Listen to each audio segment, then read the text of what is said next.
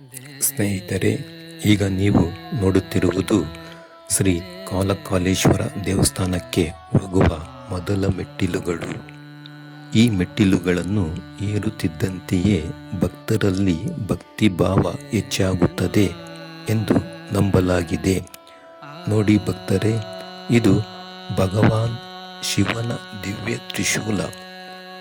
ತ್ರಿಶೂಲದ 3 ಮನೆಗಳು 3 ಶಕ್ತಿಗಳನ್ನು ಸೂಚಿಸುತ್ತವೆ: ಸೃಷ್ಟಿ, ಸ್ಥಿತಿ ಮತ್ತು ಲಯ. ತ್ರಿಶೂಲದ ದರ್ಶನ ಪಡೆದ ತಕ್ಷಣ ಭಕ್ತರ ಕಣ್ಣಿಗೆ ಮೊದಲು ಕಾಣುವುದು ಈ ಅದ್ಭುತ ಶಿವನ ಮೂರ್ತಿ. ಇದು ಕೇವಲ ಒಂದು ಪ್ರತಿಮೆಯಲ್ಲ, ಭಕ್ತನ ಮನಸ್ಸನ್ನು ಶಾಂತಗೊಳಿಸಿ ನೀನು ಸರಿಯಾದ ದಾರಿಯಲ್ಲಿದ್ದೀಯ ಎಂಬ ಸಂದೇಶವನ್ನು ನೀಡುವ ಸಂಕೇತವಾಗಿದೆ. ಇಲ್ಲಿಂದಲೇ ಭಕ್ತನ ಆಧ್ಯಾತ್ಮಿಕ ಪಯಣ ಮತ್ತಷ್ಟು ಪವಿತ್ರವಾಗುತ್ತದೆ. ಇದು ಸಾಮಾನ್ಯ ಮೆಟ್ಟಿಲುಗಳಲ್ಲ. ಈ ಮೆಟ್ಟಿಲುಗಳು ಏರಿದರೆ ಭಕ್ತರು ಸಾವಿರಾರು ವರ್ಷಗಳ ಪವಿತ್ರ ಉದ್ಭವ ಲಿಂಗದ ದರ್ಶನ ಪಡೆಯುತ್ತಾರೆ.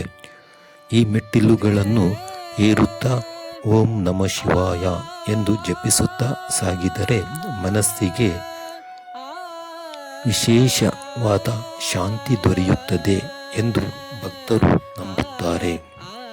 ಸ್ನೇಹಿತರೆ, ಉದ್ಭವ ಲಿಂಗ ದರ್ಶನಕ್ಕೆ ಹೋಗುವ ಮೊದಲು ಭಕ್ತರು ಶ್ರೀ ವೀರಭದ್ರೇಶ್ವರರ ದರ್ಶನ ಮಾಡುತ್ತಾರೆ. ಯಾಕೆ ಗೊತ್ತಾ? ಶಿವನ ಜಟೆಯಿಂದ ಅವತರಿಸಿದ ಪರಾಕ್ರಮಿ ದೇವರು ಈ ವೀರಭದ್ರ.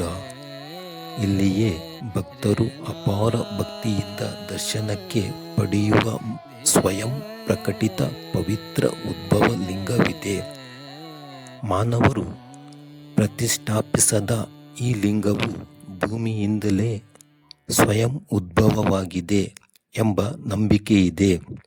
ಈ ಸ್ಥಳದಲ್ಲಿ ಭಕ್ತಿಯಿಂದ ಪ್ರಾರ್ಥಿಸಿದರೆ ಮನಸ್ಸಿಗೆ ಶಾಂತಿ, ಕಷ್ಟಗಳಿಗೆ ಪರಿಹಾರ, ಶಿವನ ವಿಶೇಷ ಕೃಪೆ ದೊರೆಯುತ್ತದೆ ಎಂದು ಭಕ್ತರು ನಂಬುತ್ತಾರೆ.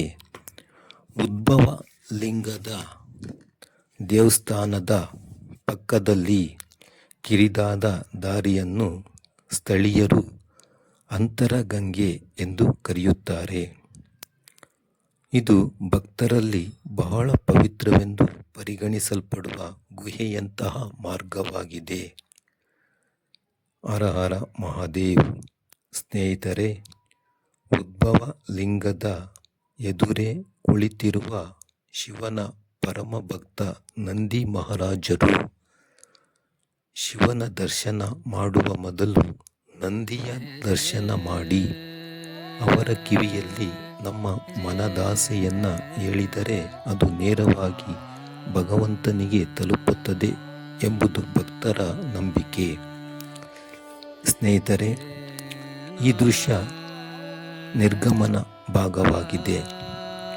ಭಕ್ತರ ಮನಸ್ಸಿನಲ್ಲಿ ಭಕ್ತಿ, ಶಾಂತಿ, ಆಶೀರ್ವಾದವನ್ನು ಹೊತ್ತು ಇದೇ ಮಾರ್ಗದ ಮೂಲಕ ಹೊರಬರುತ್ತಾರೆ.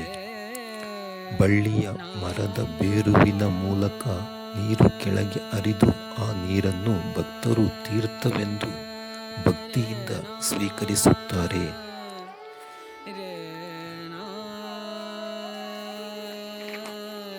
ಈ ನೀರನ್ನು ವಿಶೇಷ ಉತ್ಸವಗಳ ಸಂದರ್ಭದಲ್ಲಿ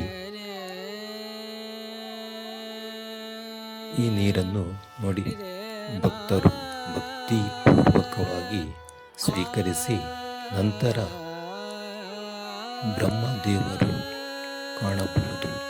ಈ ಬ್ರಹ್ಮದೇವರು ಸೃಷ್ಟಿಯ ಅಧಿಪತಿ ಎಂದು ಕರೆಯಲಾಗಿದೆ.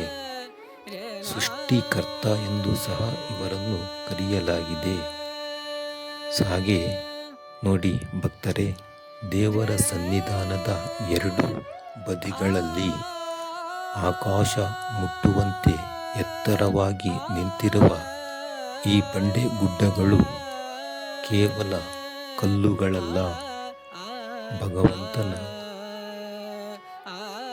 ಸನ್ನಿ ಸನ್ನಿಧಿಯನ್ನು ಕಾಪಾಡುವ ಪ್ರಕೃತಿಯ ಕೋಟೆಯಂತೆ ಇವು ಕಾಣಿಸುತ್ತವೆ. ಈ ಪ್ರಕೃತಿಯ ಕೋಟೆಯನ್ನು ಆ ಬ್ರಹ್ಮದೇವರು ಸೃಷ್ಟಿಸಿದ್ದಾನೆ. ಒಂದು ಗಾದೆ ಮಾತು ಇದೆ, ಸೃಷ್ಟಿಕರ್ತ ಸೃಷ್ಟಿಯನ್ನು ಸಂಹರಿಸಿದಂತೆ ಅಂತ. ಹಾಗಾಗಿ ಎಲ್ಲರೂ ಸೃಷ್ಟಿಗೆ ಹೊಂದಿಕೊಂಡು ಹೋಗಬೇಕು. ಸೃಷ್ಟಿಯನ್ನು ನಾವು ಗೌರವಿಸಬೇಕು ಎಂದು ಹೇಳುತ್ತಾ